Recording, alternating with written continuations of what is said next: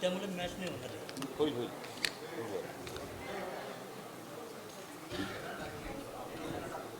Live link पण आहे. हां, लाईव्ह लिंक पण आहे.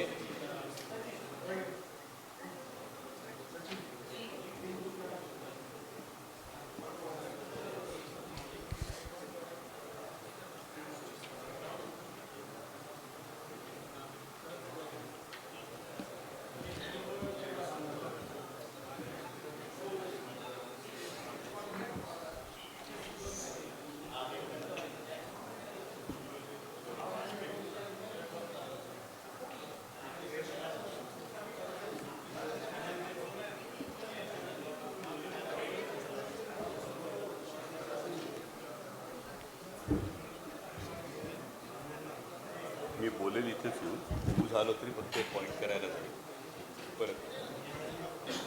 नाही खालीच तर मी सगळ्यांना ऑडिओ मिळेल असं.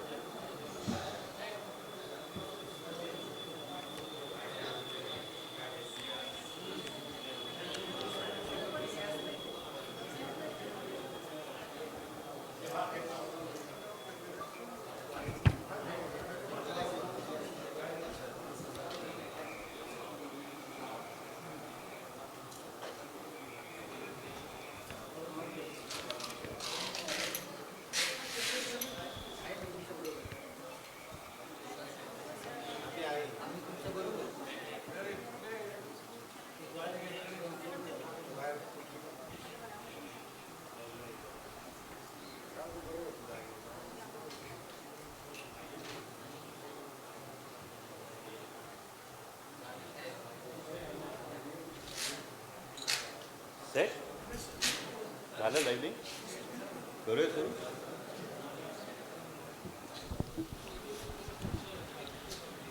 जय शिवराय. सर्वप्रथम तुम्हा सर्वांचं मनापासून स्वागत.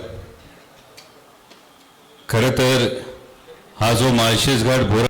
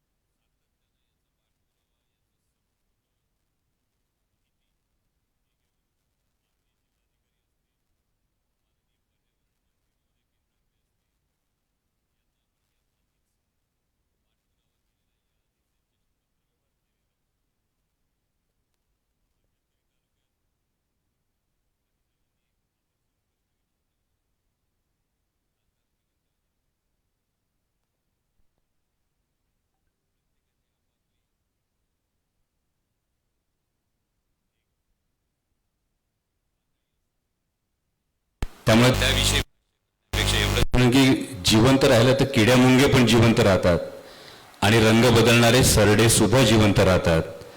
जिवंतपणाचं लक्षण काय असतं तर जे संतांनी सांगितले ते म्हणजे अभ्यासोनी प्रगटावे. आणि त्यामुळे क्लिप्सच्या बाबतीत म्हणाल तर आजच्या प्रेझेंटेशनच्या ज्या काही क्लिप्स आहेत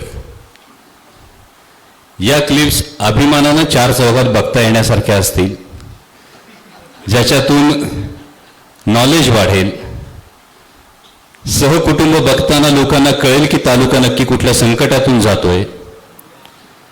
कदाचित काही लोकप्रतिनिधींना त्यांच्या अतिशय व्यस्त व्यापामुळे हा अभ्यास करायला वेळ मिळाला नसेल, म्हणून तुमच्या माध्यमातून मी सगळ्याच लोकप्रतिनिधींना विनंती करतो, प्रशासनाला विनंती करतो की हा प्रकल्प काय आहे, याच्यातून नेमके काय धोके आहेत हे व्यवस्थित प्रत्येकानं समजून घ्यावं. आणि म्हणून त्यासाठी थोड्याशा विस्तृत अशा पत्रकार परिषदेचं आपण हे आयोजन केलेलं आहे. सर्व पत्रकार बांधव असतील, सर्व सामाजिक कार्यकर्ते असतील, सर्व पदाधिकारी असतील, या सर्वांचं मी मनापासून स्वागत करतो. माझ्या आदिवासी भागातले अनेक कार्यकर्ते आज महाराष्ट्र प्रदूषण नियामक मंडळाच्या कार्यालयाबाहेर उपोषणाला गेलेत, त्यामुळं त्या सगळ्या लोकांनी आम्ही तिकडे आहोत, परंतु आमचं या सगळीकडे लक्ष आहे. कारण आपण जो काही आत्तापर्यंत जिल्हाधिकारी महोदय असतील, केंद्रीय मंत्री महोदय असतील, यांच्यापर्यंत केलेला पत्रव्यवहार हा त्यांना संपूर्णपणे अवगत आहे. त्यामुळे माझी आपल्याला विनंती आहे की आपल्या माध्यमातून ही गोष्ट जास्तीत जास्त लोकांपर्यंत पोहोचूयात. तर नेमका प्रकल्प काय? माळशेज घाट बोरांडे पंप स्टोरेज जलविद्युत प्रकल्प असं आपल्याला सांगण्यात आलं. आजच्या पत्रकार परिषदेत आपण नेमकं काय बघतोय? नेक्स्ट, हा प्रकल्प नेमका काय आहे, हा कुठे उभा राहणार आहे, याचा करार हा फार महत्वाचा मुद्दा आहे. याचा करार हा कोणाकोणात झाला? अनेकांचं असं एक गैरसमज आहे की हा केंद्र शासनाचा प्रकल्प आहे. तर याचा करार हा कोणाकोणात झालाय? जमीन, पाणी आणि पैसा अहवालातले आकडे नेमकं काय सांगतायत? याचे पर्यावरणीय परिणाम नेमके काय आहेत? याचा एक एन्व्हायरमेंटल इम्पॅक्ट असेसमेंट जो म्हटला जातोय, या अहवालातल्या गंभीर त्रुटी काय आहेत आणि याच्यामधली आमची मागणी काय आहे आणि सरकारला आमचे प्रश्न काय आहेत. तर हे एकूण पुढची स्लाइड प्रकल्पाचं संपूर्ण स्वरूप तुम्हाला दिसेल. या प्रकल्पाच्या स्वरूपामध्ये या सगळ्या गोष्टी तुम्हाला बऱ्यापैकी याची कल्पना आहे. एकूण कायमस्वरूपी संपादित होणारी जी जमीन आहे ती 166 हेक्टरची जमीन आहे. एकूण प्रकल्प जो सांगितला जातोय तो 1,500 मेगावॅटचा प्रकल्प सांगितला जातोय. यातून पुढे गेल्यानंतर आता जे दिसतंय हे फक्त हिमनगाचं एक वरचं टोक आहे.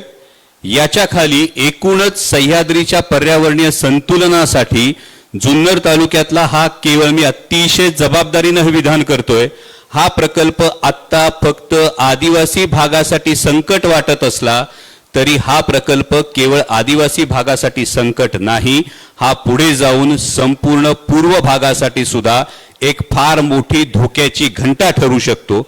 आणि असा एक प्रकल्प होत नाहीये, या पद्धतीच्या 59 प्रकल्पांचा MOU हा करण्यात आलेला आहे. त्यामुळं आपल्या सगळ्यांच्या माध्यमातून ज्या ज्या ठिकाणी हे प्रकल्प होत आहेत त्या तिथल्या लोकप्रतिनिधींना सुद्धा माझी ही विनंती आहे की आपण याकडे बारकाईनं बघावं, कारण हे नेमकं काय घडतंय हे आपल्या सगळ्यांना समजायला हवं. बरं, हे दाखवत असताना केवळ जलविद्युत प्रकल्प असं जे म्हटलं जातं किंवा हा एनर्जी स्टोरेजचा प्रकल्प हे म्हटलं जातं, हा सुद्धा एक मुखवटा आहे अशी शंका आहे, ज्याकडे मी पुढच्या टप्प्यात येतो.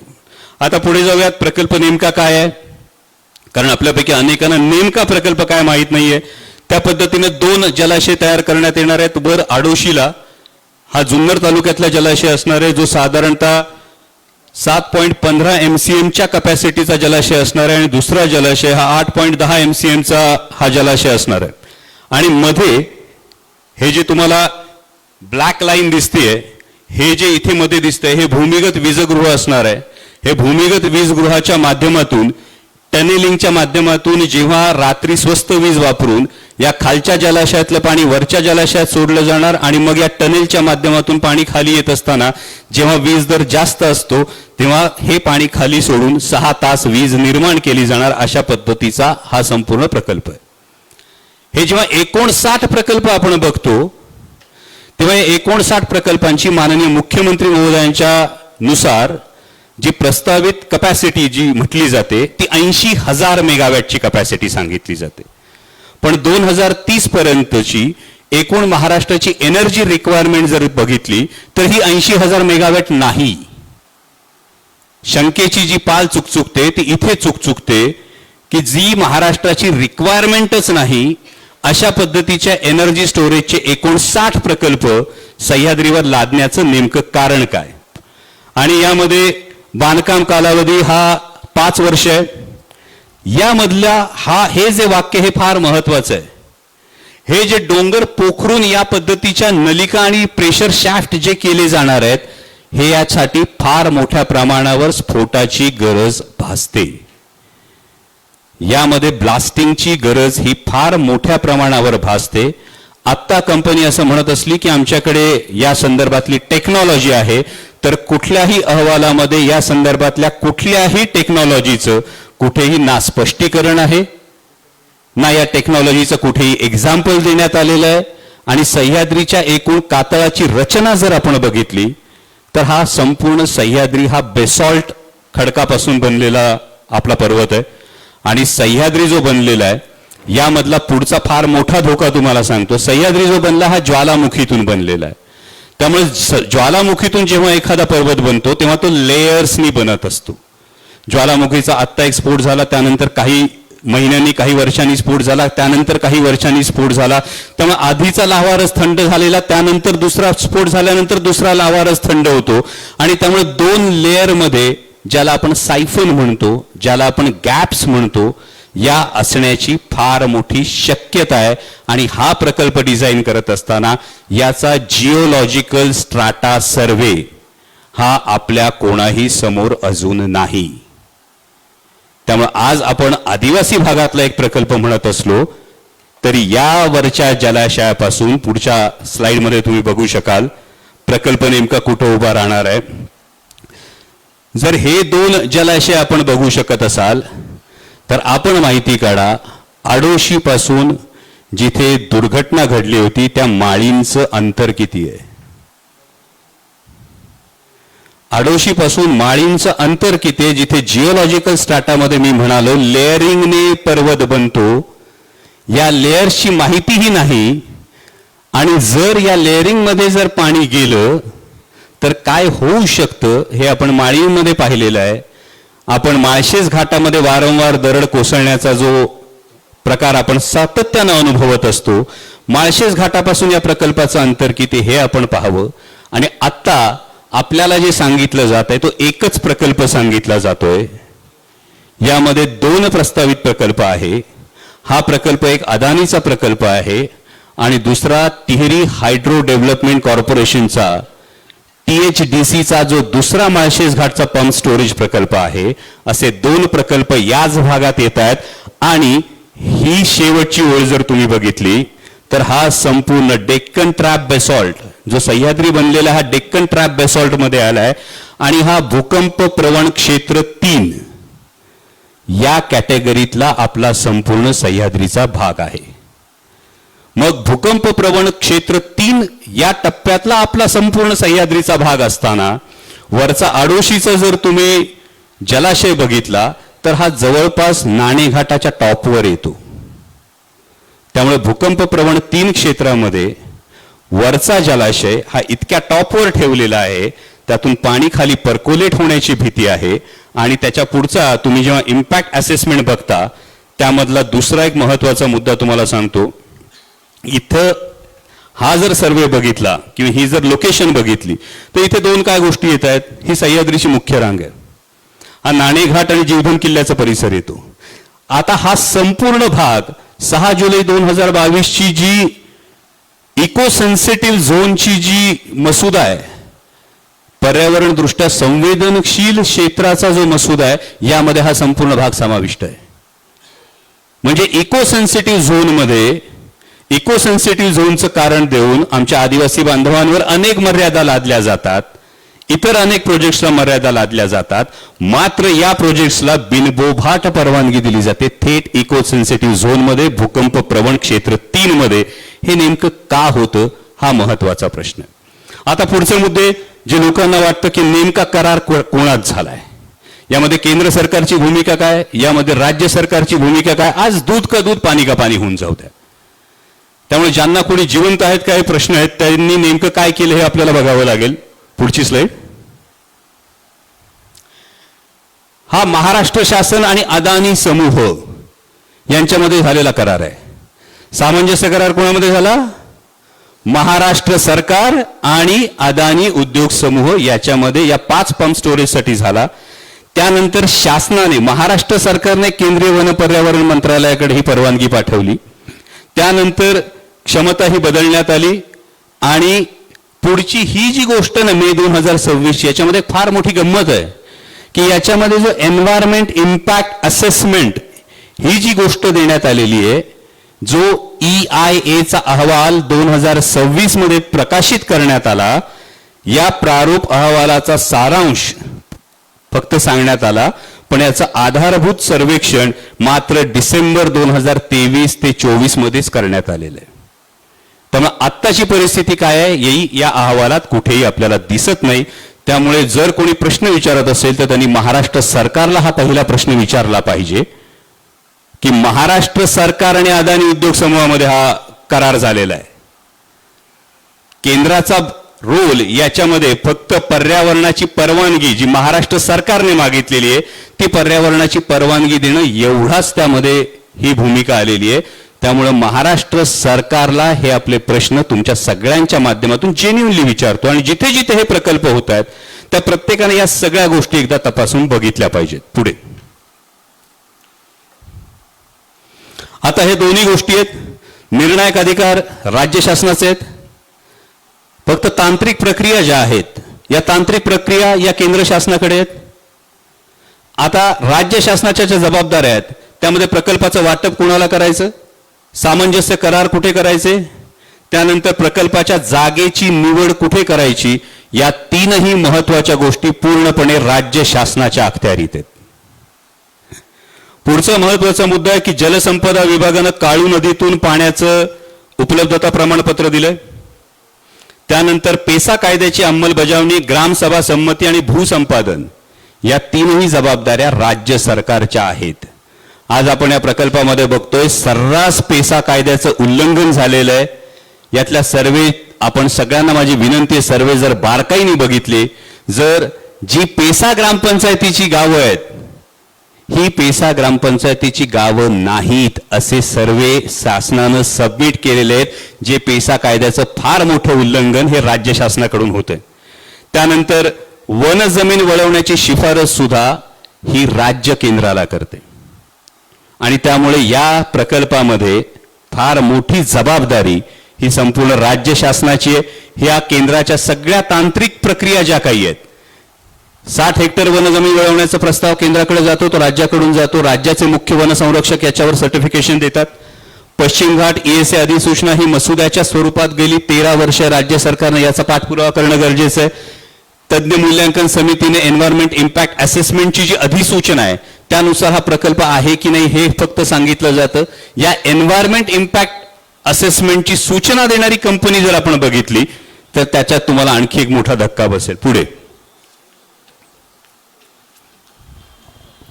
यामध्ये नेमकी कुठली जमीन जाणार आहे, 166 हेक्टर हे जाणार आहे. त्यामध्ये खासगी 105 हेक्टर वनजमीन, 60 हेक्टर, याशिवाय 9 हेक्टर जमीन भाडे तत्वावर. वरचा जलाशय हा त्यामध्ये पूर्णपणे बिगर वन म्हणजे थेट शेतकऱ्यांची जमीन, जो जुन्नर तालुक्याचा फार महत्वाचा प्रश्न येतो, ही पूर्णपणे बिगर वनची जमीन जाते. आणि खालचा जलाशय जो आपण मुरबाड तालुक्यातला म्हणतो तिथेही पूर्णपणे वन जमीन जाते.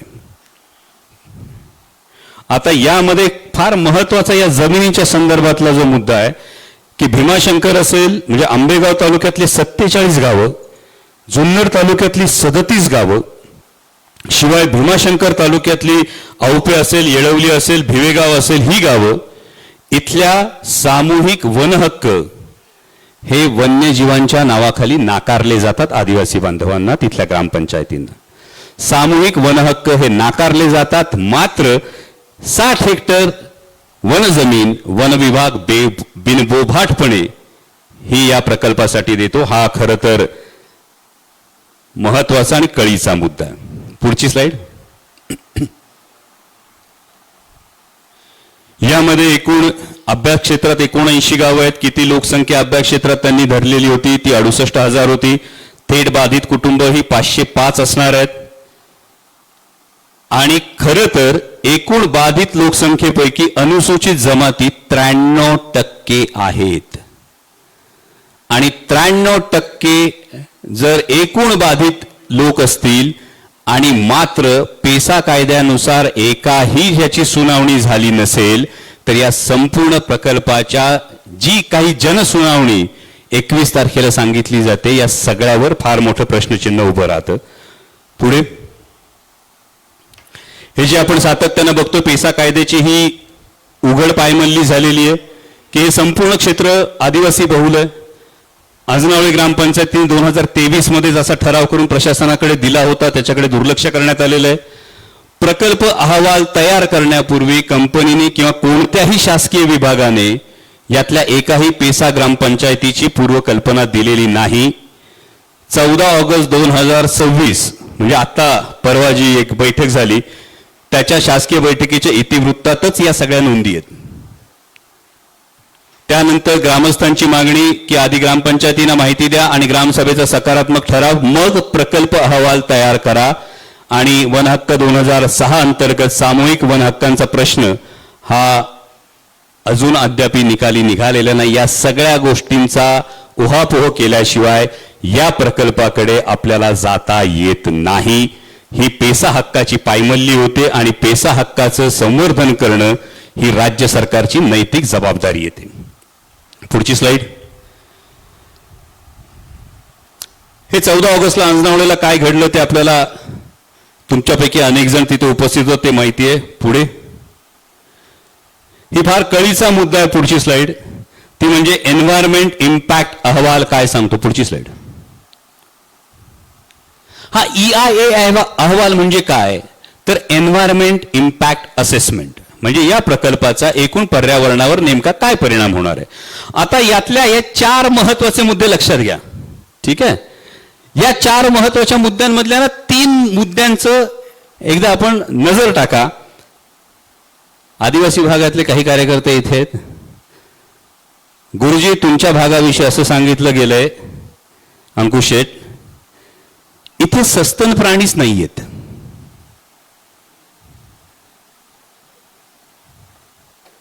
मग जुन्नर तालुक्याला प्रश्न पडतो बिबट्या आले कुठून, नीलगाय कुठे आहे. इथं एकही सस्तन प्राणी नाही असं अहवाल सांगतो पहिल्या याच्यामध्ये. प्रकरण 3.10 EIA मधलं 3 ऋतूंच्या सर्वेक्षणानंतरचा निष्कर्ष या पहिल्या एका वाक्यात हा अहवाल किती तद्दन सोयीचा आहे ही गोष्ट आपल्या समोर येते. एकही सस्तन प्राणी या भागात नाही हे या अहवालात नमूद केले. दुसरं पलीकडे जा, त्यामध्ये operation phase impacts on flora and fauna will be positive, म्हणजे वनस्पती आणि प्राणी जीवनावरील परिणाम हे होणार आहेत का, तर हे होणार आहेत. त्यानंतर being an off river PSP the environmental impacts of the project are minimal. यामध्ये हा अहवाल असं सांगतो की याचे पर्यावरणावर होणारे परिणाम हे अगदी किरकोळ असतील, अगदी क्षुल्लक असतील. आणि आता या 3 याच्यानंतर चौथी गोष्ट लक्षात घ्या. यामध्ये आपत्ती व्यवस्थापन आराखडा जो 10.12 हा त्यातलं प्रकरण आहे त्यामध्ये असतं does not have substantial time for rescue in lower reservoir case. यामध्ये कुठलीही आपत्ती जर घडली तर खालच्या भागाला रेस्क्यू साठी पुरेसा वेळ मिळू शकत नाही. एकच अहवाल एकीकडे सांगतो की याच्यावर एन्व्हायरमेंटल इम्पॅक्ट होत नाही आणि तोच अहवाल त्यामध्ये सांगतो की यामध्ये रेस्क्यूसाठी काही धरणासंदर्भात दुर्घटना घडली तर खालच्या बाजूला बचावासाठी वेळ उरत नाही. आता पुढची स्लाइड बघा. हे संपूर्ण प्रेझेंटेशन किती तकलादू गोष्टींवर आहे. तर EIAचा हा जर तुम्ही कॉलम बघितला तर या कॉलम मध्ये तुम्ही सगळे जुन्नर तालुक्यातले आहात. जनसुनावणी झाली का याच्या आधी? नाही. हा अहवाल असं सांगतो की मे 2026च्या अहवालामध्ये असं सांगण्यात आलेलं आहे जनसुनावणी नंतर यात सुधारणा करण्यात आल्या. म्हणजे एक खोटं लपवण्यासाठी इतर किती गोष्टी खोट्या बोलल्या जातात ते बघा. जर जनसुनावणी झालीच नाही तर अहवालामध्ये जे म्हटलं गेलंय की मे 2026च्या अहवालात म्हटलंय जनसुनावणीनंतर सुधारणा करण्यात आल्या असं लिहिलं गेलेलं आहे. जर जनसुनावणीच झाली नाही तर कुठल्या सुधारणा करण्यात आल्या. त्यामुळं जो अहवालच खोटा आहे अशा अहवालावर जर तुम्ही 21 तारखेला जनसुनावणी घेत असाल तर ही लोकशाहीची सरळ सरळ केलेली क्रूर थट्टा आहे असं आमचं थेट म्हणणं आहे. आता पुढची स्लाइड.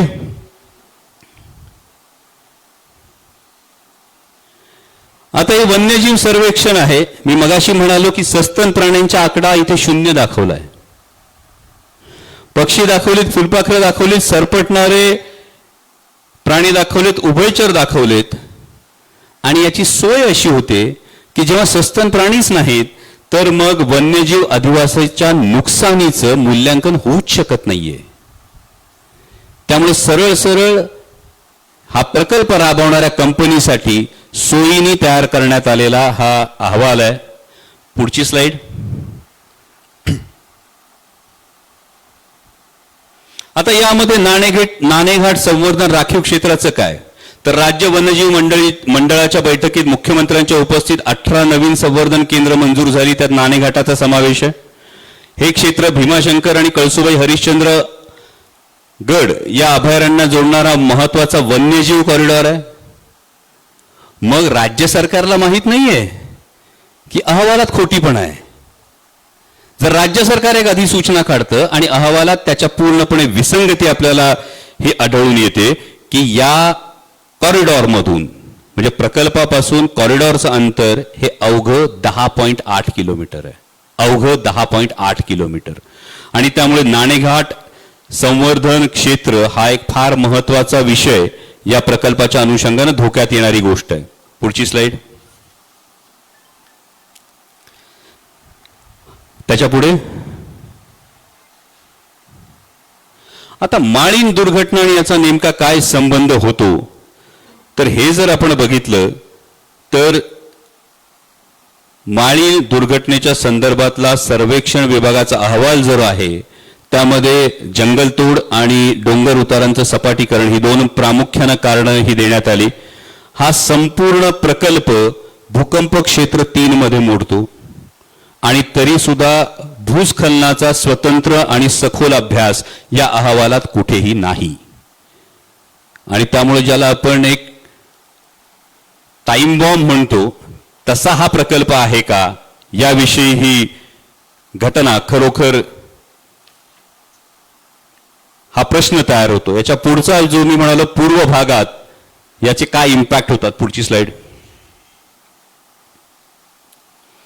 आता यातलं जे पाण्याचं गणित सांगण्यात आलेलं हा जो वरचा जलाशय आहे त्याला सांगितलं 7.06 MCM पाणी लागेल. खालच्या जलाशयामध्ये 9.88 MCM पाणी लागेल. तुम्हाला सांगितलं जातं की काळू नदीतून पाणी वर उचललं जाईल आणि त्यानंतर खाली सोडलं जाईल. मग या प्रकल्पाची जेव्हा सुरुवात झाली तेव्हा माणिकडोहच्या संदर्भामध्ये तिथल्या जलाशयाचं पाणी वापरावं अशी त्याच्यामध्ये सूचना होती. ती का होती याच्यावर स्पष्टीकरण नाही. दुसरी गोष्ट, मागच्या टर्मला आपण सांसद आदर्श ग्राममध्ये कोपरे मांडवेचं गाव दत्तक घेतलं होतं. यामध्ये MI टँक व्हावा यासाठी आपण वारंवार प्रयत्न केला. हा MI टँक करण्यासाठी आमचा अंकुश सातत्यानं प्रयत्न करत होते. हे आम्हाला होऊ द्यायचं नाही का तर सरकारनं सांगितलं कुकडीच्या वॉटर अकाउंटमध्ये पाणी शिल्लक नाही. हे कारण देण्यात आलंय. कुकडीच्या वॉटर अकाउंटमध्ये पाणी शिल्लक नाही, मात्र वरचा आडोशीचा जो जलाशय आहे हा कुकडीच्या नाल्यावर आहे. जर कुकडीच्या अकाउंटमध्ये पाणी शिल्लक नाही म्हणून वरच्या आदिवासी भागाला पिण्याचं पाणी मिळू शकत नाही, मात्र त्याच कुकडीच्या बेसिन मधल्या नाल्यावर वरचा जलाशय जर होत असेल तर मग नेमकं कुणाच्या सोयीसाठी प्रकल्प होतोय आणि याच्याकडे कोण डोळे झाक करतंय हा दुसरा महत्वाचा प्रश्न आहे. जो महसूल विभाग इतक्या सगळ्या संदिग्धता असताना इतक्या तातडीनं जनसुनावणीची तारीख जाहीर करतो, तोच महसूल विभाग कोपरे मांडवेमध्ये प्री फॅब्रिकेटेड जर्मन मेटॅलिक टँकच्या 3 टाक्या मंजूर आहेत. त्यामध्ये फक्त जमीन द्यायला लोक तयार आहेत. फक्त जमीन हस्तांतरणाचा जो प्रस्ताव आहे हा राज्य सरकारकडे पेंडिंग आहे. त्याच्यावर सही मात्र होत नाही. मात्र महसूल विभाग इतक्या तत्परतेनं या सगळ्या गोष्टींविषयी संदिग्ध असताना इतक्या घाईनं जर पुढाकार घेत असेल तर यामध्ये अडचण तयार होते. पुढे आता अहवालातली अंतर्गत विसंगती हा थोडा टेक्निकल मुद्दा आहे, पण हा नीट समजून घेतला पाहिजे तुम्ही, कारण 21 तारखेची जनसुनावणी रद्द करण्याचा आपला पुरेपूर प्रयत्न आहे. पण जर रेटून ही जनसुनावणी कधीही करण्यात आली तर ही स्लाइड तुमच्यासाठी फार महत्वाची आहे की यातला जो IUCN जी यादी आहे, जी रेड लिस्ट आहे, ही 2025/2 ची वापरतो आणि ती जुलै 2024 मध्ये पाहिली असं अहवालात लिहिलेलं आहे. IUCN ची यादी जुलै 2024 2024 मध्ये पाहिली असं लिहिलेलं आहे आणि जुलै 2024 मध्ये 2025/2 ची आवृत्ती अस्तित्वात नव्हती. जी यादीच अस्तित्वात नव्हती ती यादी पाहून अहवाल बनवला असेल तर हा पहिला मुद्दा. वननिधीचा आकडा 2 ठिकाणी 2 प्रकार आहे. मगाशी मी सांगितलं की आधारभूत सर्वेक्षणाची तारीख ही जुन्या आधारभूत माहितीनुसार दिलेली आहे.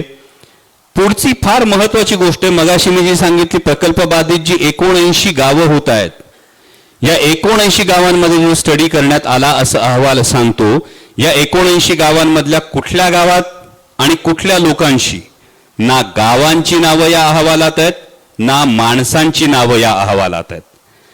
आणि मुळात संपूर्ण EIA अहवाल, एन्व्हायरमेंटल इम्पॅक्ट असेसमेंट अहवाल, हा मराठीत उपलब्धच नाहीये.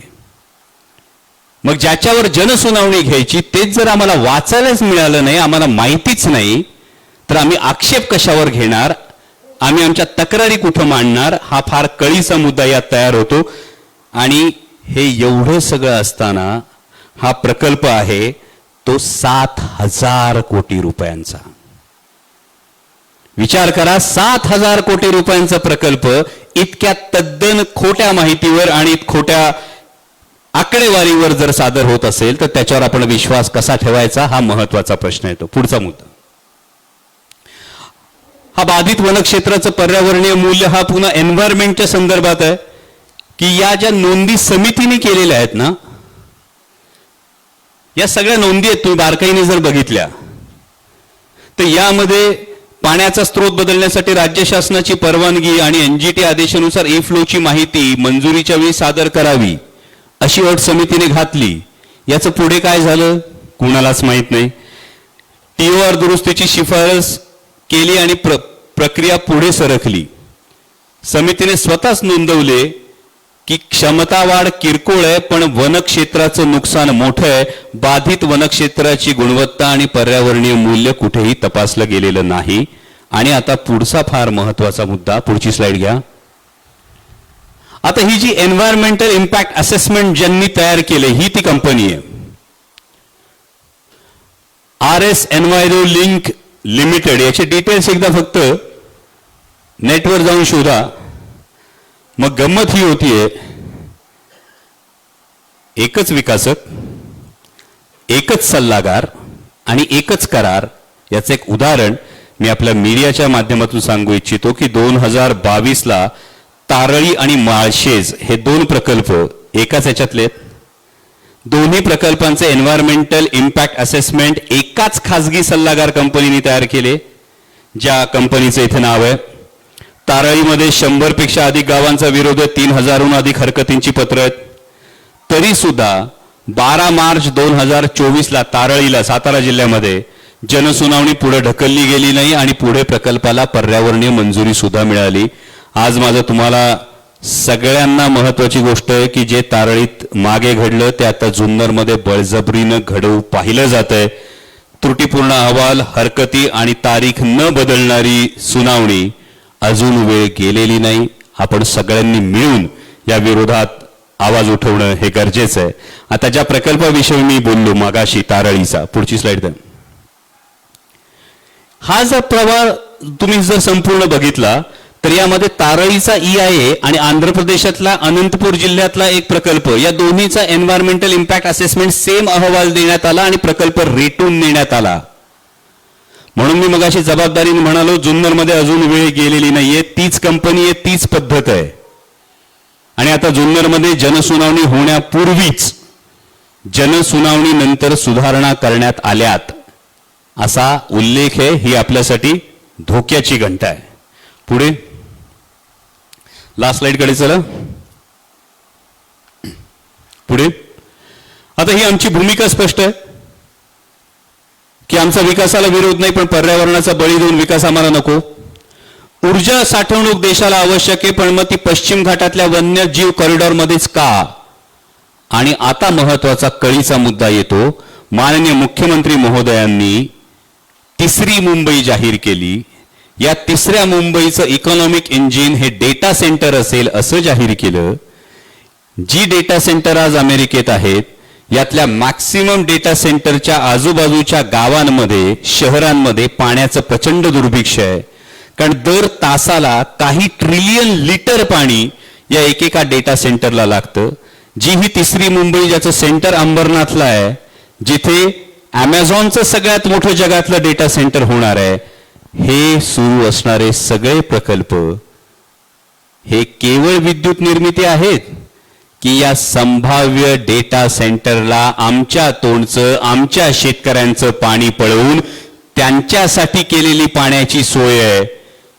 एकीकडे अमेरिका आणि भारत ट्रेड डील मधला एक कलम जर बघितलं तर फ्री डेटा ऍक्सेस, मी 3 बिंदू जोडतोय. अमेरिका आणि भारताच्या ट्रेड डील मध्ये, US इंडिया ट्रेड डील मध्ये फ्री डेटा ऍक्सेस.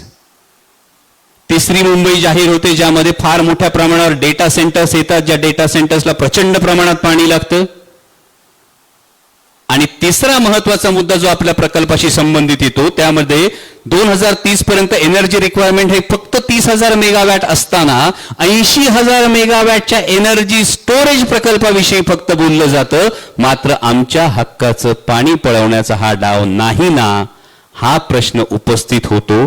हा प्रश्न केवळ जुन्नर पुरता नाही, हा प्रश्न संपूर्ण महाराष्ट्रापुरता आहे आणि हा प्रश्न हा विचारला गेला पाहिजे. आणि त्यामुळं पुढची आमची मागणी आहे ती म्हणजे कायदा पाळला जावा. पेसा वनहक्क कायदा, भूसंपादन कायदा, स्थानिक पेसा ग्राम आदिवासी बांधवांच्या ग्रामसभेच्या संमतीशिवाय 1 इंच ही जमीन ही घेतली जाऊ नये. आणि पुढची स्लाइड. जर जनसुनावणी घ्यायची असेल तर त्याआधी संपूर्ण EIA अहवाल, नकाशे, पुनर्वसन आराखडा आणि जलवापराचा तपशील मराठीत प्रत्येक बाधित गावात उपलब्ध करून देण्यात यावा. पेसा कायद्यानुसार आदिवासी बांधवांना संरक्षण लाभले तर पेसा कायद्याचं उल्लंघन होता कामा नये. नाणेघाट संवर्धन, राखीव क्षेत्र आणि वन्यजीव कॉरिडॉर बाबत स्वतंत्र मूल्यांकन करण्यात यावं. पुढे. आणि ही संपूर्ण माहिती आपण जिल्हाधिकाऱ्यांना सुद्धा ही मागवलेली आहे आणि या माहितीच्या अधिकारी ही माहिती उपलब्ध झाल्याशिवाय कोणत्याही पद्धतीची जनसुनावणी घेऊ नये. ही जनसुनावणी स्थगित करण्यात यावी, ही आपण जिल्हाधिकाऱ्यांकडे माहिती ही केलेली आहे. पुढची स्लाइड. या 9 बाबींची आपण माहिती जिल्हाधिकाऱ्यांकडे जी मागवलेली आहे, ही जनसुनावणीच्या टप्प्यावर असतानाच ही मागवलेली आहे. आणि यापुढे अनेक प्रश्न हे आपण विचारलेले, हे 9च्या 9 मुद्दे तुम्हाला ही पत्र सुद्धा पब्लिक डोमेन मध्ये उपलब्ध आहे. पुढचे.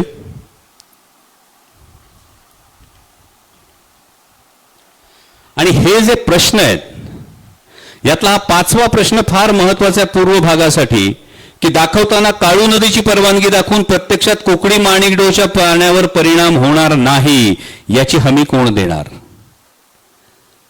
या संपूर्ण भागामध्ये राज्य प्राणी ज्याला दर्जा मिळाला आहे तो शेकरू हा राज्य प्राणी आहे.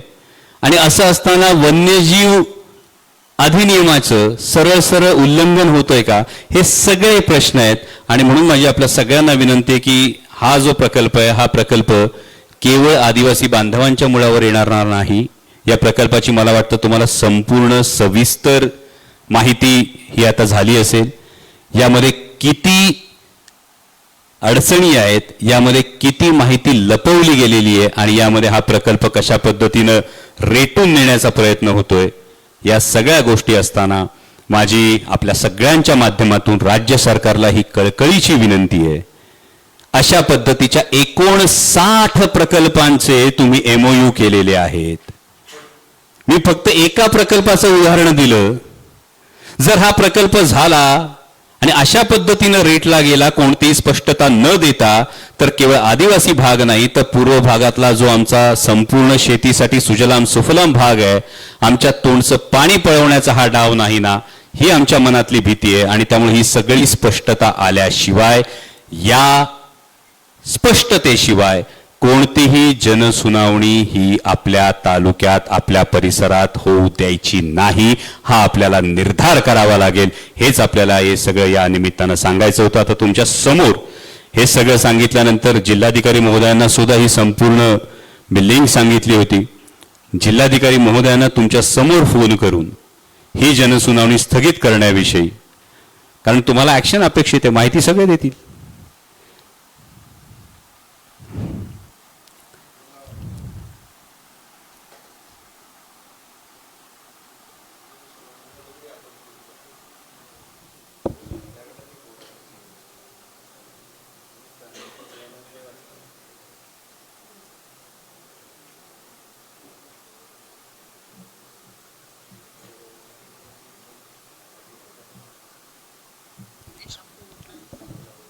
डुडी सर, प्रेस कॉन्फरन्समध्ये आम्ही सगळं याचं सादरीकरण केलं, लोकांना सगळी प्रकल्पाची माहिती दिली आहे. तर मी आपला फोन स्पीकरवर ठेवतो जेणेकरून ते सगळे ऐकतील. तर डुडी साहेब, आमची सगळ्यांची विनंती आहे की या जनसुनावणीच्या संदर्भामध्ये अनेक मतमतांतर आहेत, अनेक शंका आहेत. तर एक तर या संदर्भातली एक बैठक आपण तातडीनं आयोजित करावी आणि सगळ्यांचं निराकरण होईपर्यंत ही जनसुनावणी स्थगित करण्यात यावी अशी माझी आपल्याला विनंती आहे. ठीक आहे, मला याच्याबद्दल आपलाही पत्र आला होता जी, आणि स्थानिक जे आमदार साहेब आहेत त्याचंही पत्र आलं आहे जी, आणि त्याच्याबद्दल मी 19 ऑगस्टला एक बैठक ठेवतो. बरं. 19 ऑगस्टला. तर त्याच्यामध्ये आपण सर्व जे अधिकारी आहे याच्याशी निगडीत बर, MPCB, इरिगेशन डिपार्टमेंट, सर्व डिपार्टमेंटच्या लोकांना आम्ही बोलून घेतो. जी, त्या मीटिंगमध्ये आपल्यालाही आमची विनंती राहतील की आपण पण उपस्थित राहावा. स्थानिक जे आमदार आहे, आमदार साहेब, त्यांनाही आपण बोलून घेऊ. आणि जे गाव प्रभावित होत आहेत, म्हणजे असे तर सर्व लोक येतील आणि मग मीटिंगचे काही आउटकम निघणार नाही सर. तो जे गाव प्रभावित होत आहेत त्या गावाचे जे सरपंच आहे, प्रभावित म्हणजे जे याचे एन्व्हायरमेंटल स्कोप मध्ये येते, तर त्याचे सरपंचाला आपण मीटिंग मध्ये बोलून घेऊ 19 ऑगस्टला. बरं, आणि तेव्हापर्यंत लोकांना, कारण काय की जे मला जेवढं समजलं जी, त्याच्यामध्ये असं झालंय की लोकांच्या मनामध्ये काही संभ्रम निर्माण झालेले आहेत होय, प्रोजेक्ट बद्दलची परिपूर्ण माहिती नसल्यामुळे. होय, तर ते लोकांना परिपूर्ण माहिती देणे आवश्यक आहे. तर ते 19 ऑगस्टला आपण सर्व एकत्रित बसून त्याची माहिती लोकांसमोर आपण मांडूया.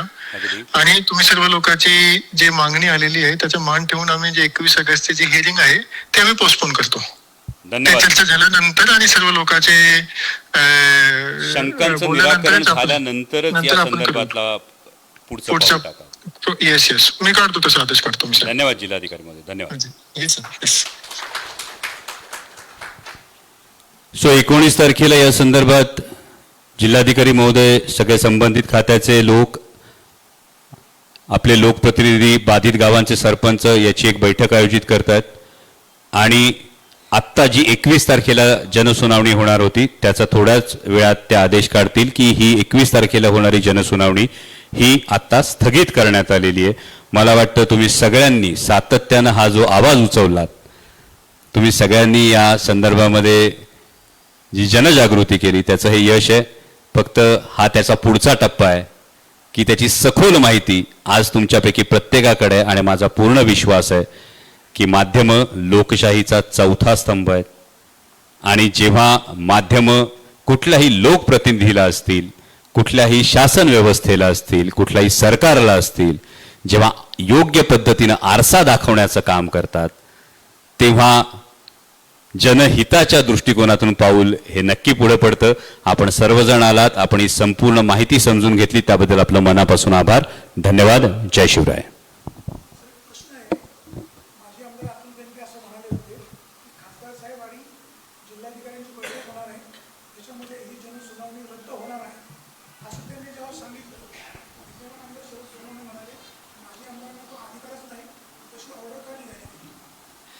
मी आपल्या समोर जिल्हाधिकाऱ्यांचा हा फोन ऐकवला, कारण मी जे पत्र तुम्हाला देईल ना, ते पत्र जर तुम्ही बारकाईने बघितलं तर हे पत्र 5 ऑगस्टलाच गेलेलं पत्र आहे. आणि हे पत्र जर तुम्ही बारकाईनं वाचलं तर हे पत्र डावलून जनसुनावणी होऊ शकेल हे अतुल बेनके यांनी तालुक्याचं प्रतिनिधित्व केलेलं आहे. ते 5 वर्ष आमदार राहिलेले आहेत, त्यामुळे त्यांना त्यातलाही खाचाखोचा व्यवस्थित ठाऊक आहेत. आणि त्यामुळे माझं आणि अतुल शेठचं या संदर्भात बोलणं झालं होतं. अतुल शेठनी स्वतः ते पत्र वाचलं होतं आणि त्यामुळे अतुल शेठने अत्यंत जबाबदारीनं हे विधान केलं होतं. कदाचित विद्यमान आमदारांना मी सुरुवातीला म्हणालो की त्यांच्या कार्यबाहुल्यामुळे कदाचित त्यांना अभ्यास करायला वेळ मिळाला नसेल. ही लिंक मी जरूर त्यांनाही पाठवेन की जेणेकरून इतर गोष्टींवर चर्चा करत बसण्यापेक्षा जे आपण म्हणतो की अभ्यासोनी प्रकटावे, काय नेमका प्रकल्प होतोय, काय नेमकं घडतंय. कारण आपला पूर्व इतिहास प्रत्येक लोकप्रतिनिधीचा वेगवेगळा असतो. पण जर व्यवस्थित अभ्यास केला तर कोणी विनाकारण आपल्याला आपण कंपनीच्या बाजूने काही करत नाही आहोत ना, असे आपल्याविषयी शंका काही ठिकाणी उपस्थित झाल्याचं मी मीडियामधूनच काही गोष्टी वाचल्या. पण माझा त्यांच्यावर विश्वास आहे की ते नक्कीच जुन्नर तालुक्याच्या हिताचीच भूमिका ही बजावतील. कारण आमची भूमिका स्पष्ट आहे, येतील त्यांच्यासोबत, येणार नाहीत त्यांच्याशिवाय, आणि आडवे येतील त्यांच्या छाताडावर पाय देऊन जे तालुक्याच्या हिताचं आहे तेच आम्ही करणार, ही आमची भूमिका स्पष्ट आहे.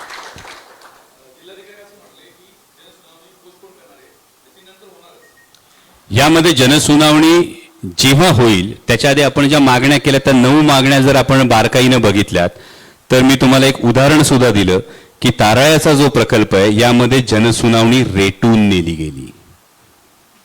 इथे आपल्याला जनसुनावणीच्या वेळेचे आक्षेप आणि हरकती जर हा संपूर्ण स्टडी तुम्ही बारकाईनं तपासलात, ताराळ्यामध्ये 3000 हरकती आल्या होत्या, आक्षेप आले होते. तिथे शेवटी फक्त सांगितलं की जर शेतकऱ्यांना पाणी कमी पडलं तर आम्ही या प्रकल्पातून पाणी देऊ, आणि बोडवण केली गेली. मला वाटतं जुन्नर तालुका हा जास्त राजकीय दृष्ट्या जागरूक आहे आणि त्यामुळे या हरकतींची संख्या या जनसुनावणी जेव्हा कधी होईल त्यावेळी महत्वाचा मुद्दा आपण हाच मांडतोय की आमचा प्रकल्पाला विरोध नाही, परंतु रेटून नेण्याला विरोध आहे. एन्व्हायरमेंटल इम्पॅक्ट असेसमेंट हा आपण मागतोय, तो 2 प्रकल्पांचा एकत्र मागतोय. केवळ माळशेज घाट बोरांडे या एका प्रकल्पाचा देऊन चालणार नाही. पुढचा जो THDCचा जो प्रकल्प होतोय याचा कंबाईंड एन्व्हायरमेंटल इम्पॅक्ट असेसमेंट तुम्हाला द्यावा लागेल. आणि जी फार महत्वाची भूमिका जी आपण मांडली, भूकंप प्रवण 3 क्षेत्रामध्ये हा संपूर्ण भाग येतो. यावेळी एन्व्हायरमेंटल इम्पॅक्ट असेसमेंट ही जर आपल्याला समाधानकारक नसेल तर आपण नक्कीच इतर कुठल्या तरी तांत्रिक सल्लागाराची मागणी यामध्ये नक्की करू शकतो.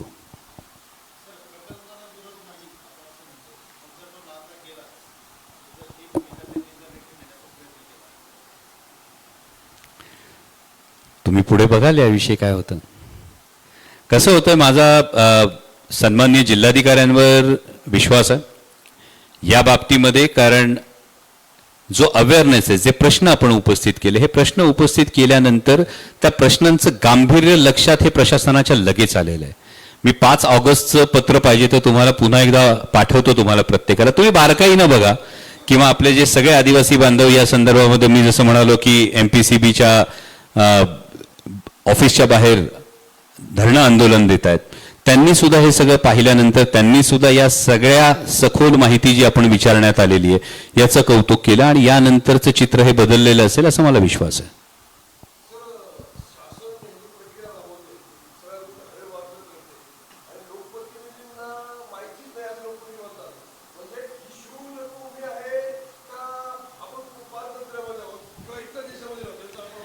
डोके साहेब, दुर्दैवानं मी तुम्हाला जी वस्तुस्थिती सांगितली, आपण थोडे उशिरा आला. त्यामध्ये 59 प्रकल्पाचं जे MOU झालंय ना, हे महाराष्ट्र राज्य सरकार आणि कंपनीमध्ये झालंय. त्यामुळेच आमचं म्हणणं हेच आहे की महाराष्ट्र राज्य सरकारच्या माध्यमातून हे होत असेल आणि यामध्ये कुठल्याही प्रकारे स्थानिकांना नाही, लोकप्रतिनिधींना नाही, कोणालाच जर विश्वासात घेतलं जात नसेल तर मग काहीतरी काळबेरे, दाल में कुछ काला आहे या पुरी दाल काली आहे.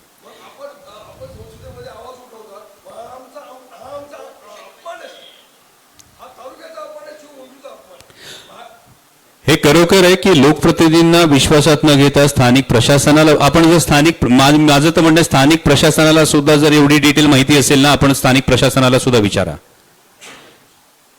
माझ्या माहितीप्रमाणे त्यातल्या अनेक जणांना याची अगदी डिटेल माहिती नव्हती.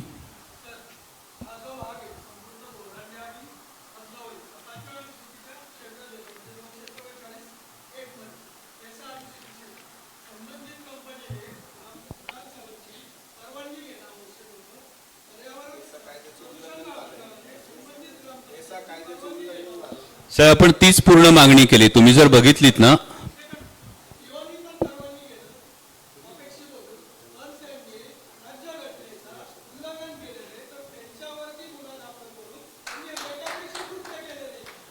19 तारखेच्या बैठकीत हा आपला मुद्दा आहे, हा आपण प्राधान्याने घेतो.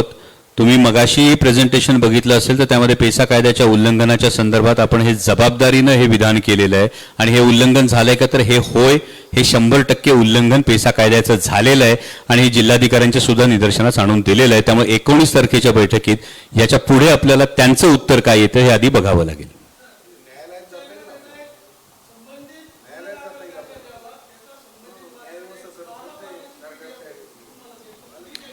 प्लीज आपण द्या, मी त्याच्यावर अभ्यास करतो, त्याच्यावर काय करता येईल ते आपण 100% करू. बरोबर, यामध्ये जर वेळ पडली, ती शक्यतो वेळ येणार नाही असा मला अजूनही विश्वास आहे. वेळ पडली तर पेसा कायद्याच्या संरक्षणासाठी उद्या आपल्याला न्यायालयाचे दार ठोठावं लागलं तरी ते ठोठावं.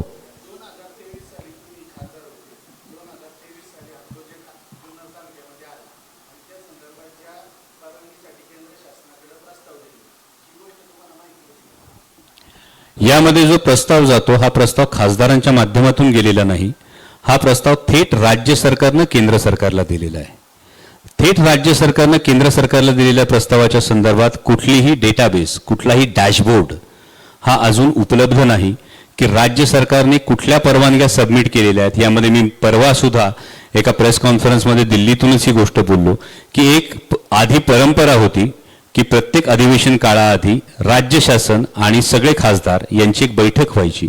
या बैठकीमध्ये आपल्या कुठले प्रस्ताव प्रलंबित आहेत, कुठले नाहीत, या सगळ्याची माहिती देण्यात यायची. 2022 साली एकदा बैठक झाली, त्यानंतर या बैठकीची परंपरा पूर्णपणे खंडित झालेली आहे.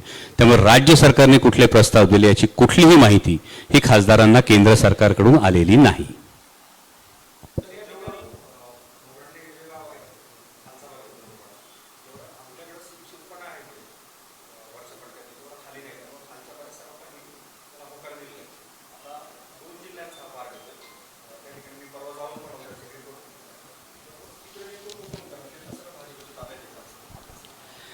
म्हणून मी तुमच्या सगळ्यांच्या माध्यमातून हा आवाज उठवला. मी फार जबाबदारीने म्हणालो की लोकशाहीचा चौथा स्तंभ तुम्ही आहात आणि त्यामुळे सगळ्यांच्या माध्यमातून जर हा एकत्रित आवाज उठवला गेला तर हा फार गरजेचा आहे. तिथल्या लोकप्रतिनिधीनं प्रत्येकानं याचा अभ्यास करून याविषयी नेमके मुद्दे काय, त्यामध्ये नेमक्या अडचणी काय आहेत हे प्रशासनाच्या सुद्धा निदर्शनास आणून देणं गरजेचं आहे. कदाचित यामध्ये असे असू शकतं की राज्य सरकारलाच या सगळ्या बाबतीत अंधारात ठेवण्यात आलेलं आहे का, हीही शक्यता मी पूर्णपणे नाकारत नाही. परंतु राज्य सरकार आणि कंपनी यांच्यामध्ये MOU होत असताना याचा सखोल अभ्यास झाला नाही का, आणि अशा पद्धतीचा जर एन्व्हायरमेंटल इम्पॅक्ट असेसमेंटचा जर अहवाल हा जर सबमिट होत असेल तर मुळात ज्याच्या आधारावर गोष्ट बनते तोच मुळात त्याचा आधारच खोटा आहे हे आपल्याला तुमच्या माध्यमातून आपण आज राज्य सरकारला सांगतोय.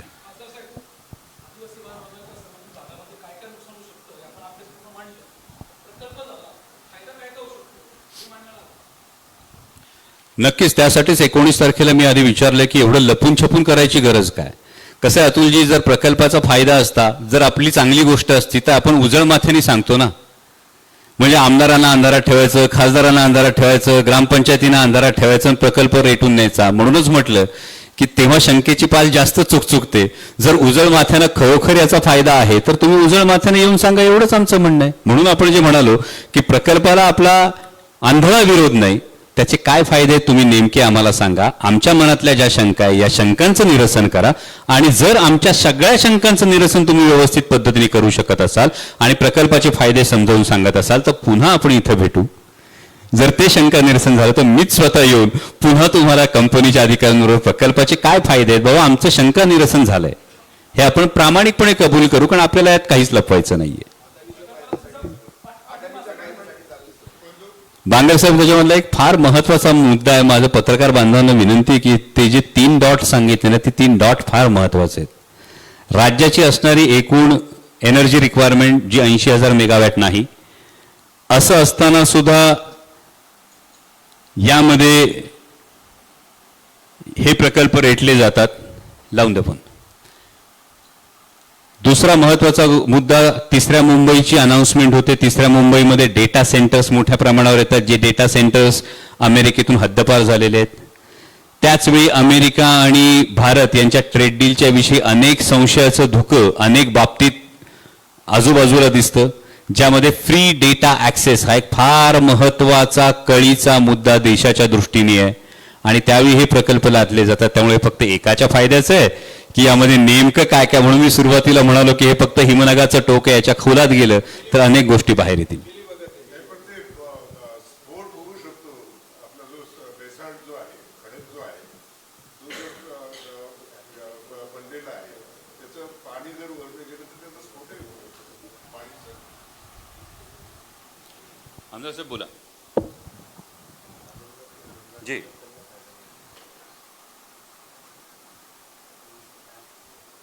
हां हां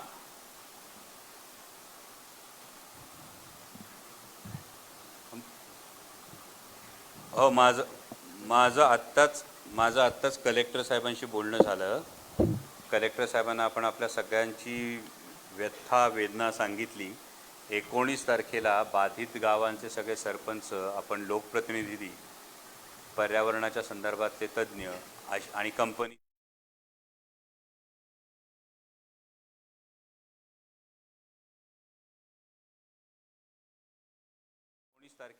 21 तारखेची जी जनसुनावणी आहे ती स्थगित केल्याचा आदेश थोड्या वेळात कलेक्टर काढतील. नाही ते स्थगित करतायत ती. हो ती स्थगित करतायत. त्याचा आदेश थोड्या वेळात येईल ती स्थगित झाल्याचा. ओके, ते आपण सांगा तसं. आत्ताच कलेक्टर साहेबांशी बोल. भूकंप प्रवण क्षेत्र तयार होईल. तो मुद्दा महत्त्वाचा आहे. प्रगती करणार तो मांडला आपण. भूकंप प्रवण 3 कॅटेगरीचं जे क्षेत्र आहे हा धोका आहे. आता माजी आमदार अतुल बेनकेंशी बोललो. ते आता MPCBच्या ऑफिसच्या बाहेर होते.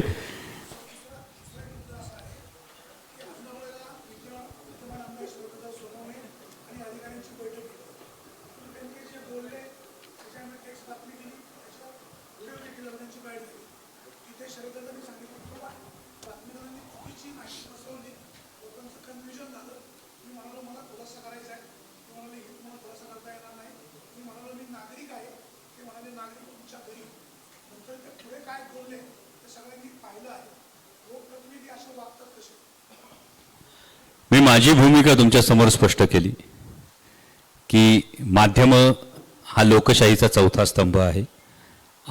मी व्यक्तिशः अगदी आपल्याविषयी जर बोलायचं म्हणालं तर आपण तालुक्यातले अतिशय ज्येष्ठ पत्रकार आहात.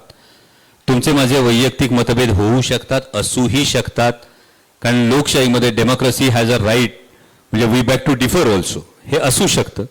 परंतु माझ्याकडून हे पथ्य मी सातत्यानं पाळतो. इतरांविषयी मी बोलू शकत नाही, कारण मी काय वागावं हे माझ्या हातात आहे आणि आपण जे काही पब्लिक लाईफमध्ये वागतो हे लोक पाहत असतात. त्यामुळे मला असं वाटतं की माध्यमांनी त्यांची भूमिका ही चोखपणे बजावत राहावी. या पद्धतीचं कोणत्याही लोकप्रतिनिधीनं कुठल्याही पब्लिक स्टेजवरून कुठल्याही माध्यम प्रतिनिधीला अशा पद्धतीनं भाषा वापरणं हे निषेधार्ह आहे, असं माझं प्रामाणिक मत आहे.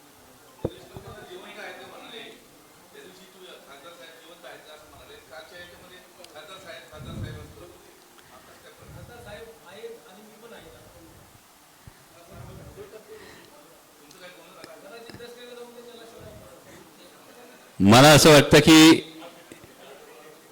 खासदार आणि आमदारांमध्ये जुंपली अशी बातमी होण्यापेक्षा जुन्नर तालुका संकटात आहे अशी बातमी मला जास्त महत्त्वाची वाटते.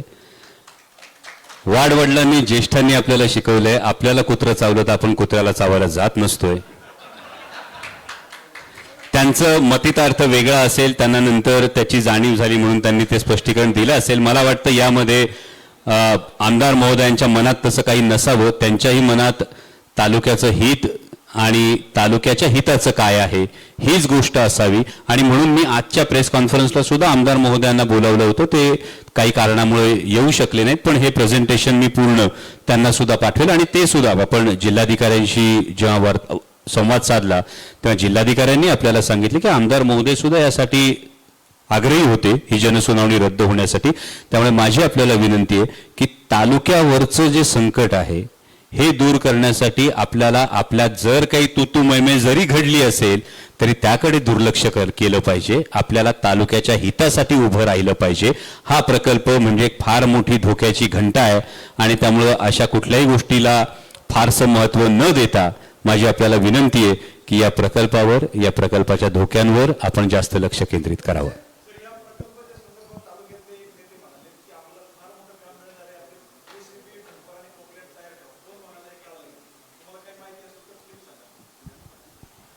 माझा अशा दलालीपेक्षा दीर्घकालीन पर्यावरणीय परिणाम, पाण्यावर होणारे परिणाम या सगळ्या गोष्टींकडे जास्त लक्ष असतं. त्यामुळे माझ्या आजूबाजूला तुम्हाला मूठभर कंत्राटदारांची गर्दी दिसत नाही आणि त्यामुळे कुणाच्या JCBला आणि कुणाच्या पोकलँडला काम मिळणार याच्याशी मला देणं घेणं नाही.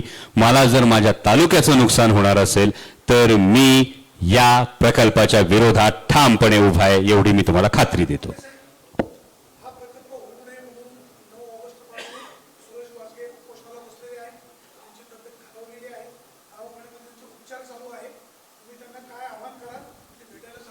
नक्कीच आता सूरज वाजगेंनाच मी जाऊन भेटेन यानंतर की जनसुनावणी स्थगित झालेली आहे, त्यामुळे त्यांनी उपोषण सोडावं. त्यांच्यासारखा एक धडाडीचा युवक कार्यकर्ता हा समाज जीवनामध्ये आमच्या खांद्याला खांदा लावून काम करत राहायला पाहिजे, हीच आमची भावना आहे. त्यामुळे इथून मी जाऊन जरूर त्यांची भेट घेईन.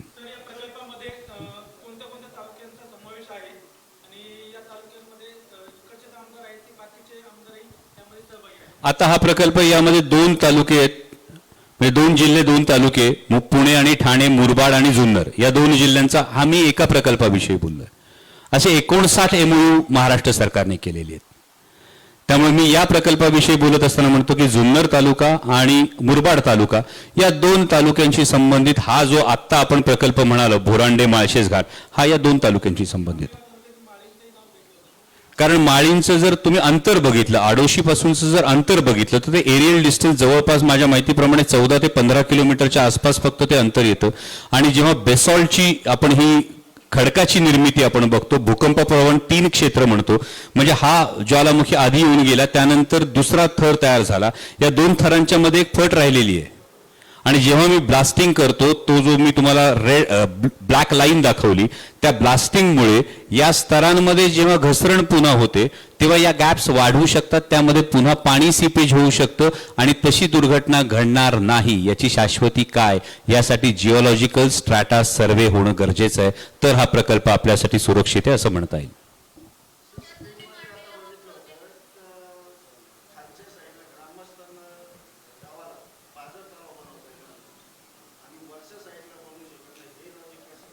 नाही, मी आपल्याला सांगितलं की कोपरे मांडवेच्या बाबतीमध्ये जेव्हा आपण सांगत होतो, मागणी करत होतो MI टँकची, तेव्हा आम्ही जलसंपदा मंत्र्यांना सुद्धा भेटलो. त्यावेळी अधिकाऱ्यांनी सांगितलं की कुकडीच्या वॉटर अकाउंटमध्ये पाणी शिल्लक नाही, त्यामुळे पाणी अडवता येणार नाही. म्हणजे साधं MI टँक करायला परवानगी नाही आणि कुकडीच्याच नाल्यावर वरचा आडोशीचा जो जलाशय आहे तो तयार होतोय.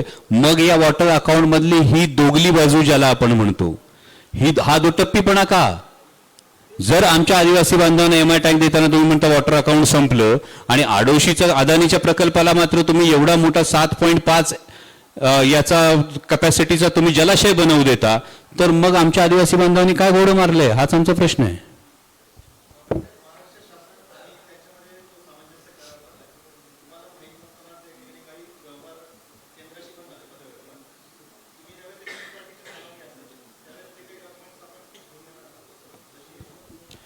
यामध्ये मी तुम्हाला ते सांगतो की या संदर्भातली कागदपत्र पब्लिक डोमेन मध्ये उपलब्ध नसणं ही सगळ्यात मोठी संशयाची सुई आहे. लपवताय काय की यामधली पब्लिक डोमेन मध्ये ही डॉक्युमेंट्स उपलब्ध नाहीत. म्हणजे मी तुम्हाला खालचा एन्व्हायरमेंटल इम्पॅक्ट असेसमेंटचा अहवाल मराठीमध्ये, जिथं लोकांवर परिणाम होणार आहे त्या लोकांना अभ्यास करायला मराठीत अहवाल द्या आधी, तर आम्ही आक्षेप घेणार आहोत ना. त्यामुळे ही लपवाछपवी आणि हीच सगळी मागणी कलेक्टर साहेबांना आपण दिलेलं पत्र जर तुम्ही बारकाईने वाचलं तर त्या सगळ्या डिटेल मागण्या आपण केलेल्या आहेत. या प्रकल्पाची माहिती मला वाटतं आपल्याच तालुक्यातल्या काही पत्रकार बांधवांनी मला या संदर्भामध्ये फोन केले होते. मोरे सरही माझ्याशी बोलले होते, वाणी साहेबही माझ्याशी बोलले होते आणि यानंतर याची सखोल माहिती घेतल्यानंतरच आपण याच्यावर भाष्य करावं. कारण अधिवेशन सुरू होतं म्हटलं अधिवेशन काळामध्ये आपण केंद्रीय पर्यावरण मंत्र्यांना आधीच पत्र पाठवलं होतं, जिल्हाधिकाऱ्यांना पत्र पाठवलं होतं आणि त्यानंतर तुमच्यासमोर सादरीकरण हे सगळ्यांचं करायचं ठरवलं होतं आणि त्यामुळे ही डिटेल माहिती ही आपल्याला खोदून म्हणजे तुम्ही जशी शोध पत्रकारिता करता तशा पद्धतीने काहीसं काम करावं लागलंय आणि त्यानंतर ही सगळी माहिती हातात आली आहे.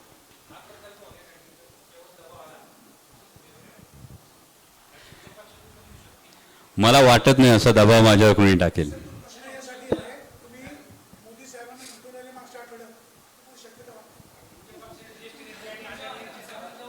म्हणजे हा प्रकल्प एवढा महत्वाचा असं तुम्हाला वाटतं की माननीय पंतप्रधान दबाव टाकतील?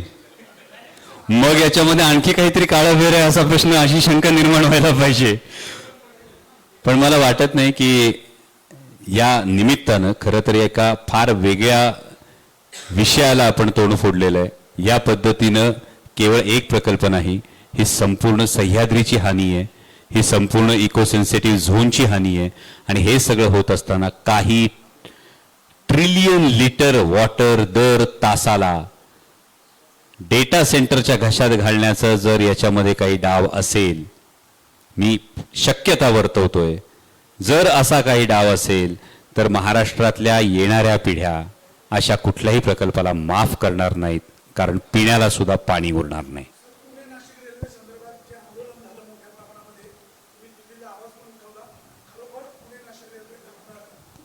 पुणे नाशिक रेल्वेची आत्ताची परिस्थिती अशी आहे की डॉक्टर अनिलजी काकोडकर यांच्या अध्यक्षतेखाली एक समिती स्थापन करण्यात आलेली. ही समिती या संपूर्ण प्रकल्पाचा पुन्हा एकदा अहवाल तयार करेल. यामध्ये महत्वाची गोष्ट ही इलेक्ट्रोमॅग्नेटिक फील्ड्स जी तयार होतात, जीएमआरटीचे जे ऑब्जेक्शन आहे, यामध्ये पेंटोग्राफच्या फ्रिक्शननी जी इलेक्ट्रोमॅग्नेटिक फील्ड्स तयार होतात या संदर्भातला अहवाल तयार करण्यासाठीची ही समिती तयार केलेली आहे. 60 दिवसांची या समितीला मुदत आहे.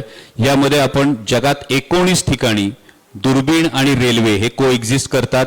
मी माझ्या टीमला सांगतो की आपल्यापर्यंत या सगळ्या 19 प्रकल्पांची माहिती आपल्यापर्यंतही पोहोचू द्या, कारण कुठे कुठे काय काय केलंय याचा आपण सविस्तर अहवाल हा त्या दिवशी माननीय पंतप्रधानांना सुद्धा दिलेला आहे, माननीय रेल्वे मंत्र्यांना सुद्धा दिलेला आहे आणि माननीय काकोडकर साहेबांबरोबर 30 तारखेला एका कार्यक्रमात मी धुळ्याला एकत्र आहे, त्यावेळी माननीय काकोडकर साहेबांना सुद्धा हा अहवाल देणार आहे. त्यामुळे अपेक्षा अशी आहे की या सगळ्या एवढ्या अभ्यासानंतर तरी ही समिती सकारात्मक अहवाल देईल, पण पुणे नाशिक रेल्वेचं भवितव्य या समितीच्या अहवालावर फार मोठ्या प्रमाणावर आत्ता तरी अवलंबून आहे.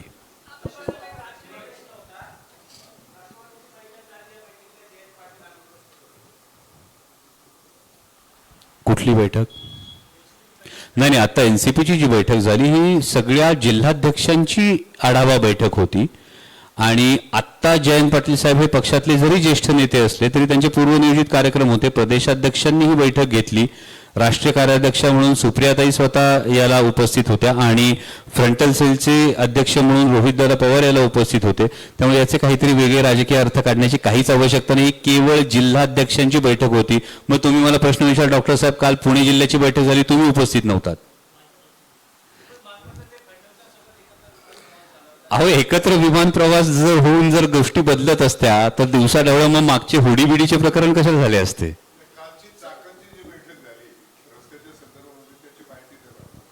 नाही, पुणे नाशिक हायवेच्या संदर्भामध्ये मागच्या अधिवेशन काळामध्ये माननीय गडकरी साहेबांना आपण भेटलो. या संदर्भामध्ये फार महत्वाची गोष्ट होती ती म्हणजे 10 हेक्टर जमिनीचा भूसंपादनाचा विषय राहिला होता. त्यातली 6.91 हेक्टर जमीन ही पीएमआरडी क्षेत्रातली होती आणि 3.91 हेक्टर जमीन ही पीसीएमसी क्षेत्रातली होती. यामध्ये गडकरी साहेबांनी स्वतः जिल्हाधिकाऱ्यांना फोन लावला. त्यामध्ये 6.91 हेक्टरच्या लँड रिवॉर्डचे पैसे सुद्धा जमा झालेले आहेत.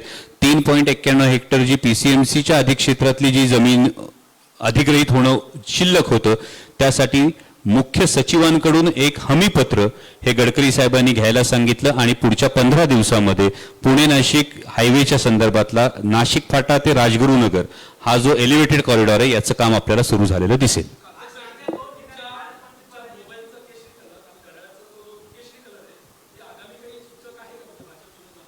नाही, मी छत्रपती शिवाजी महाराजांची भूमिका करतो तेव्हापासून ते गोष्ट करतो, त्यामुळे माझ्यासाठी भगवा हा तिरंग्याचा पहिला रंग आहे.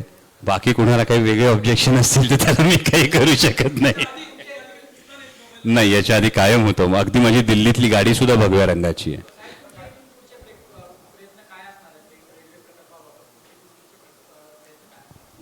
रेल्वे प्रकल्पाच्या बाबत 2-3 फार महत्त्वाच्या गोष्टी घडलेल्या आहेत. यामध्ये पुणे नाशिक रेल्वेच्या संदर्भातला संपूर्ण स्टडी हा आपण मांडलेला आहेच आहे. त्याचबरोबर मध्यंतरी तुम्ही बातम्या वाचल्या असतील की खेड तालुक्यामध्ये तळेगाव उरुळी कांचन हा रेल्वे ट्रॅक जो आहे त्याच्या 3rd and 4th लाईनचा जो रेल्वे ट्रॅकचा जो विषय होता, जो खरं तर मुंबई चेन्नई लाईन आहे, याचं स्थानिक 12 ग्रामपंचायतींना विरोध होता म्हणून तो आपण अगदी वाकीच्या बाजूला आणलाय, चाकण चौकाच्या अलीकडे आणून ठेवलेला आहे, ज्याच्यावर पुन्हा इंडस्ट्रियल रॅक आणि ॲग्रिकल्चर रॅक या आपण प्लॅन करून घेतलेला आहे, जेणेकरून उद्या जरी काकोडकर समितीने काही जरी अहवाल दिला तरी सुद्धा माझ्या जुन्नर तालुक्यातल्या टोकाच्या माणसाला अगदी आळ्याफाट्यापासून जरी जायचं झालं तरी अवघ्या 35 मिनिटात तो वाकीला रेल्वेपर्यंत एक गोष्ट जाते. दुसरी महत्त्वाची गोष्ट आपण जी करतो ती म्हणजे डेडिकेटेड फ्रेट कॉरिडॉरची जी आपण मागणी केलेली आहे ती छत्रपती संभाजीनगर, करडे MIDC, रांजणगाव MIDC, त्यानंतर चाकण MIDC, तळेगाव ते JNPT ही डेडिकेटेड फ्रेट कॉरिडॉरची मागणी केलेली आहे.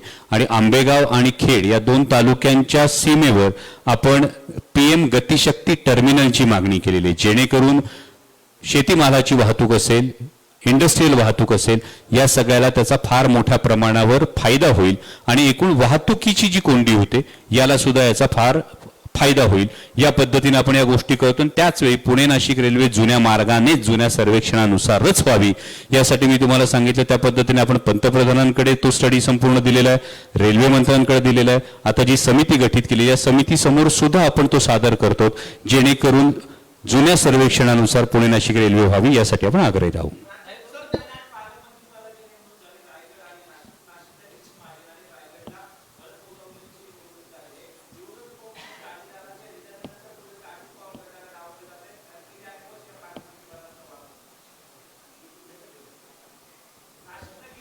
नाही, यामध्ये नाशिकमध्ये माझ्या माहितीप्रमाणे, correct me if I am wrong, Bharatiya Janata पक्ष आणि शिंदे शिवसेना यांच्यामध्ये पालकमंत्री पदासाठी रस्सीखेच होती बहुतेक. नाशिकमध्ये कारण मला त्याच्याविषयी फारशी कल्पना नाहीये, पण आज 3 पक्ष सत्तेत आहेत, त्यामुळे त्या 3 पक्षांमध्ये ही वाटणी कशी होते यावर बाहेरच्यांनी भाष्य करण्यापेक्षा त्यांच्या अंतर्गत त्यांनी जो काही हा तोडगा काढला असेल तो त्यांच्या अंतर्गत चर्चेतून काढला असेल. मी ज्या पक्षात नाही त्या पक्षाविषयी भाष्य मला वाटतं टिप्पणी करणं उचित नाही. आतापर्यंत मी राजकारण करतो, मी अभिनय करतो, अजून भविष्य सांगण्याचा अनुभव माझ्या गाठीशी नाही, त्यामुळे मी ते सांगू शकत नाही.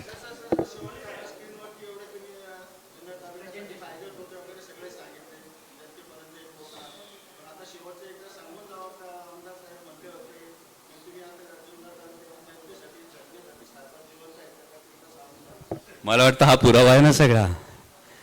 म्हणजे ही नाही, मला वाटतं की कसं आहे की त्यांनी काय ते विधान केलं, त्यांची त्याच्यावरचं स्पष्टीकरण दिलं, त्या गोष्टीला विनाकारण महत्त्व देण्यापेक्षा मला वाटतं आपण काम करणारी माणसं आहोत, आपण काम केलं पाहिजे, आपण या प्रकल्पाच्या अडचणी त्या सांगितल्या पाहिजे.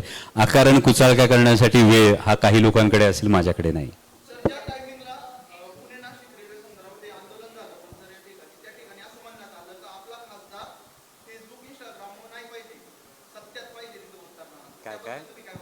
सत्यातच म्हणाले, सत्तेत नाही म्हटले ना.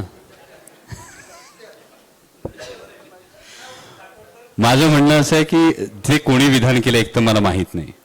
बरं, त्या आंदोलनात सामील होण्याने विषय सुटणार होता की पंतप्रधानांना भेटण्याने त्याच्यामध्ये एक पाऊल पुढे पडणार होतं. कुठे आपण काय केलं पाहिजे ही गोष्ट सुद्धा आदरणीय पवार साहेबांकडून त्यांच्या मार्गदर्शनाखाली ही खरोखर आम्ही शिकतो आहोत आणि त्यात काही त्रुटी राहिल्या असतील तर भविष्यकाळात दुरुस्त करू. धन्यवाद.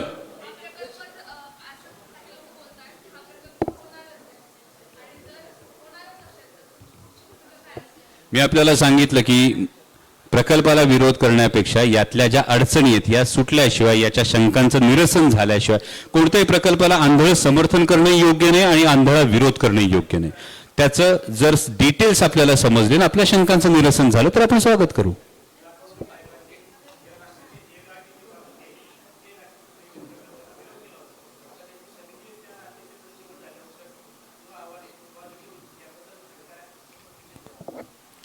मी आपल्याला म्हणालो की आम्ही प्रयत्न करत राहणं हे आमचं काम आहे.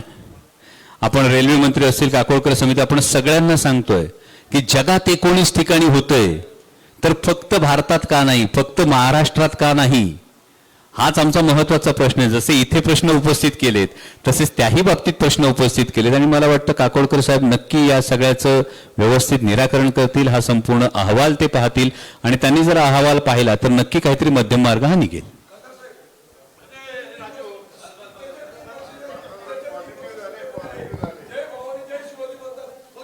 बस करा आता, लय वेळ झाला, खूप टाइम झाला तुम्हाला पण माझ्या खासदार साहेब मोदीची कमतरता का